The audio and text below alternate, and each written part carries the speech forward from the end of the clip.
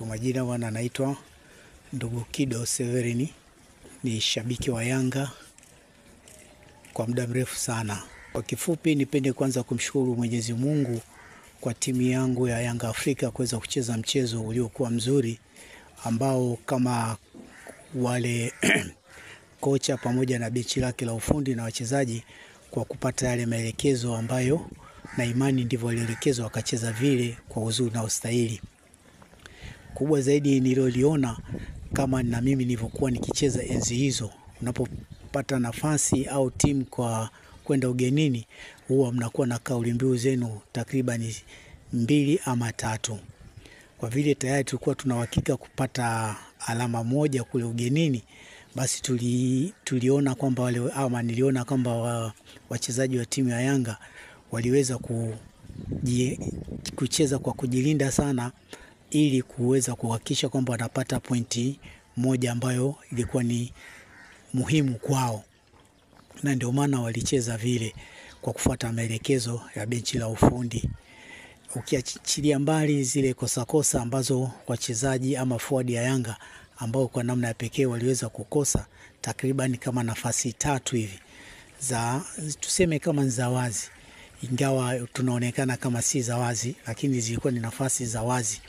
Hasa ukiona yule Akwa ni jinsi gani alivyoweza kupata pasi kutoka kwa Pakome, lakini akawa na mashaka ama na wasiwasi wa kupiga mpira hafifu na kipa akaweza kukamata.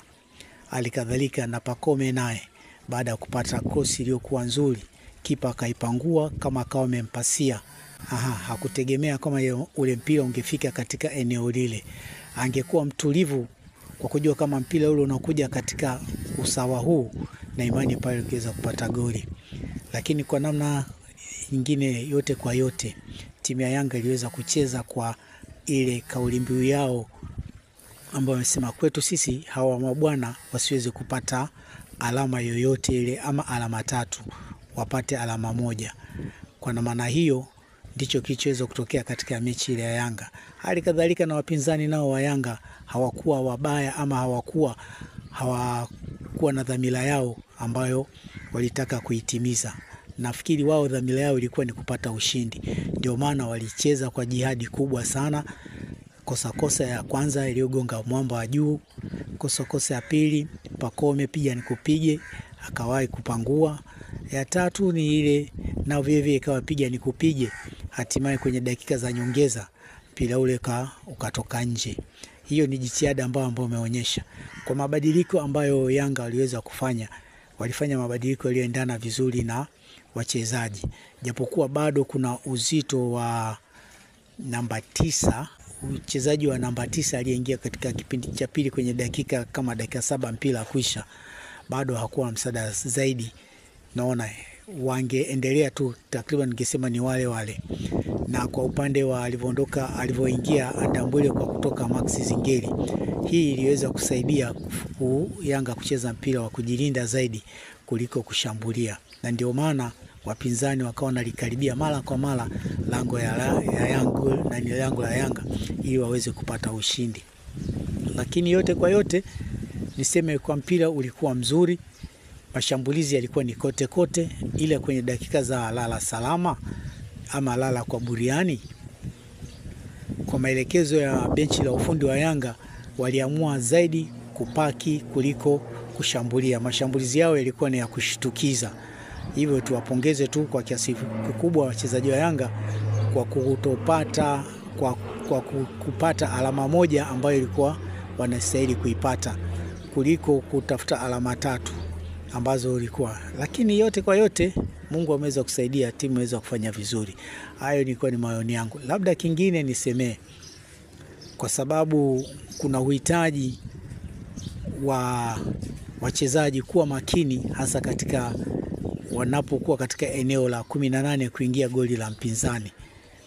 Hapo walimu au benchi la ufundi inapaswa kulizingatia hilo katika kuwaelekeza wachezaji wanapokuwa katika eneo la 18, wakati wote wasiwe na matarajio kwamba aidha ni namba 9 tu atakayefunga au namba 10 atakayefunga. Yoyote katika wale forward mbele anapokuwa pale, anatakiwa awe mtulivu kama walivyo baadhi ya wachezaji ambao walikuwa pale Yanga.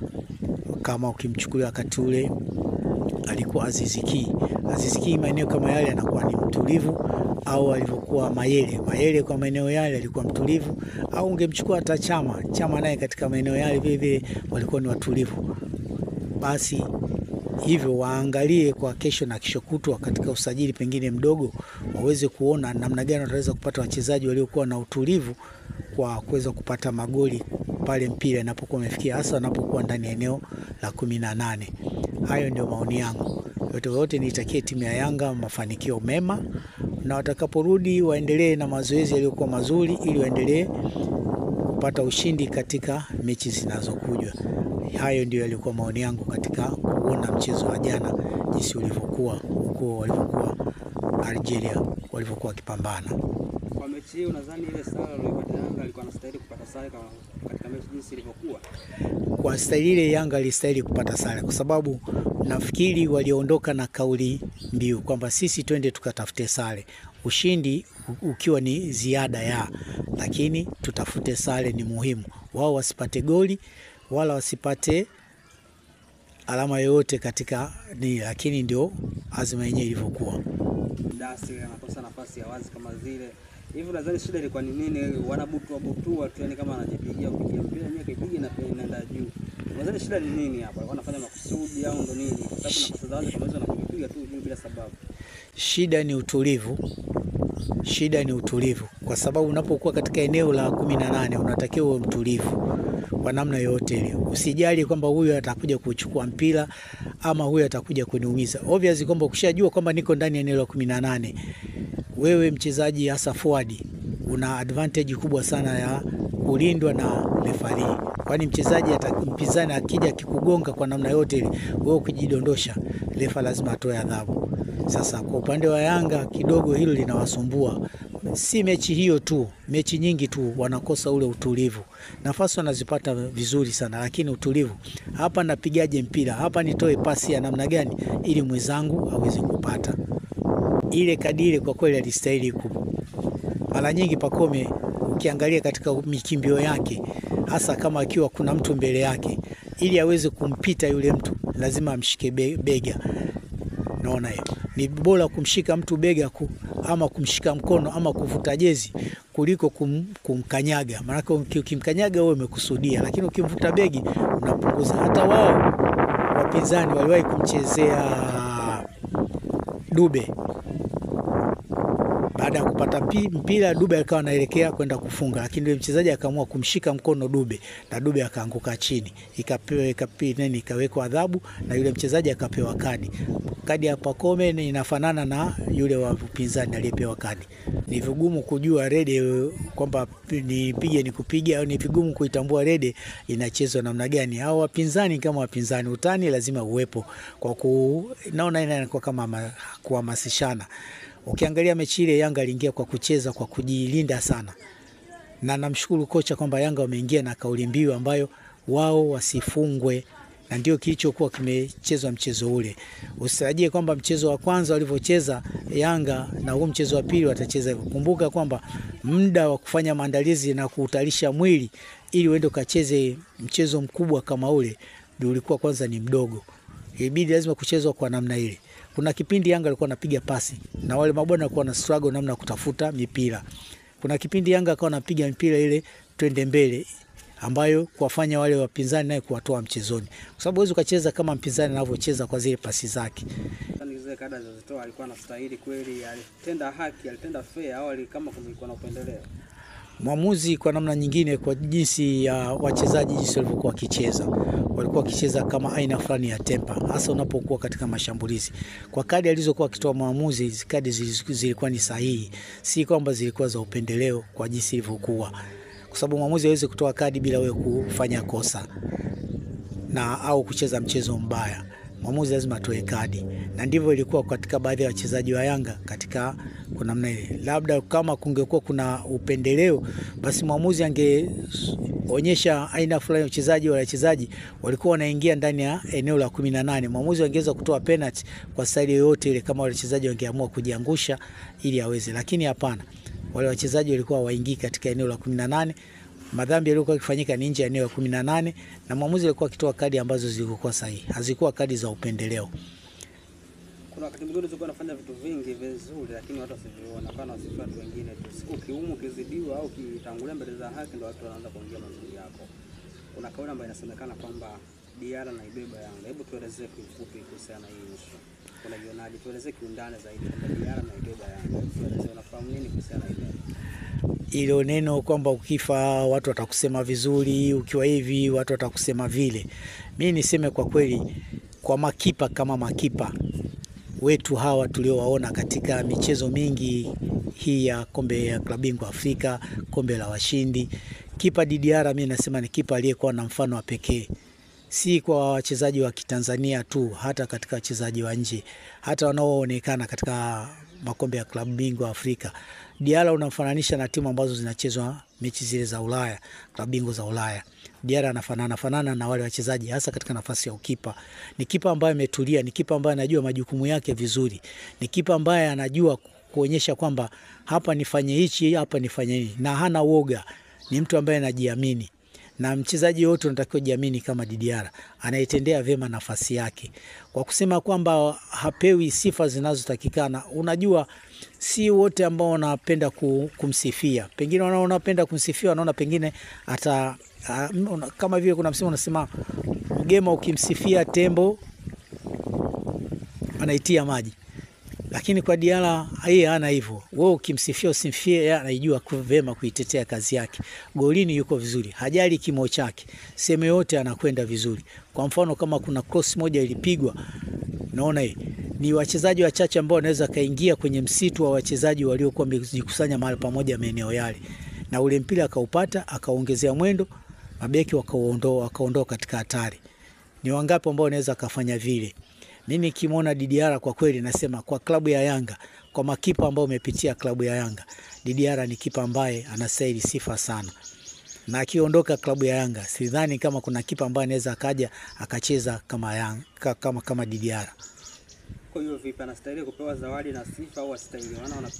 Wanapewa sifa wachezaji, zawadi wanapewa wachezaji, lakini kipa Diarra hakuna kinachoendelea na kazi kubwa anayoifanya kama hivyo. Mashabiki nyinyi mnaiona, wewe unaonaje, anastahili kupewa zawadi na sifa au astahili?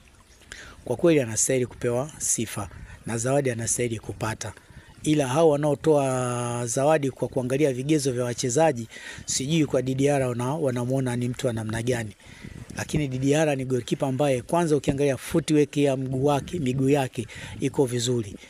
Vyovyote utakavomrudishia mpira, namna na diving zake anazofuata mipira pande zote, kulia na kushoto, kwenda juu, ni kipa uwezo kumfananisha na makipa wote wanaocheza tuseme katika ligi hizi zetu za Premier League. Hakuna kipa ambaye anaweza akawa hodari kama Diarra. Wapo wanajitahidi lakini hawafiki uwezo wa kwake yeye.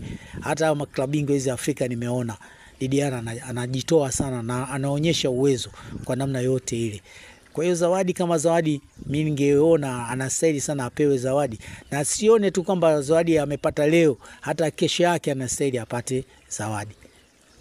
Unadhani kama ikitokea labda Diarra ametoka pale Yanga, Yanga unaionaje? Anaweza kuwa katika mfumo gani au katika hali gani? Kuziba pengo la Diarra kwa kweli ni kazi kubwa sana.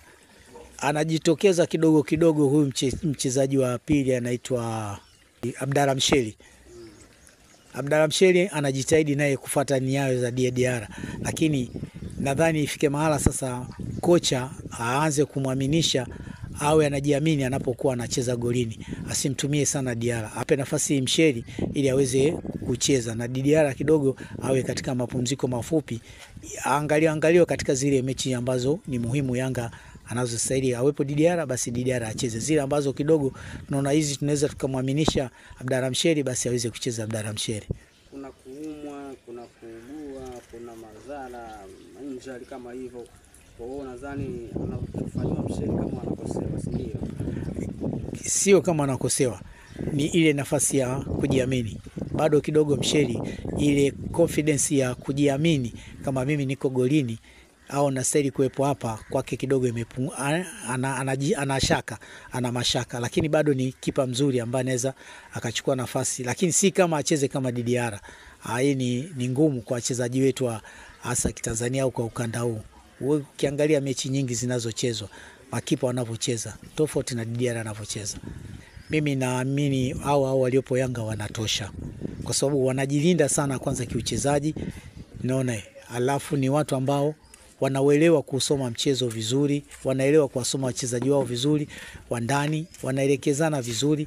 Kwa hiyo kama kuna mchezaji mwingine akija, kwa kweli inakuwa ni tabu. Kuna kipindi Yanga walimleta coach kipa pale, lakini matokeo yake kipa yule hakuwa anafanya vizuri. Sababu nini? Naliaminika kutoka kwenye klabu ambazo alikuwa anachezea. Makipa wa nje vile walishawahi kufika pale, makipa wetu wa ndani nao vile vile hamna ambao wanaweza wakacheza kama anavyocheza Didiara.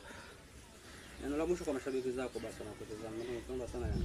Tuwatie moyo wachezaji wetu, tuendelee kuishangilia timu yetu, na wapongeza na viongozi kwa jinsi wanavyojua kuilea timu au kuihudumia timu.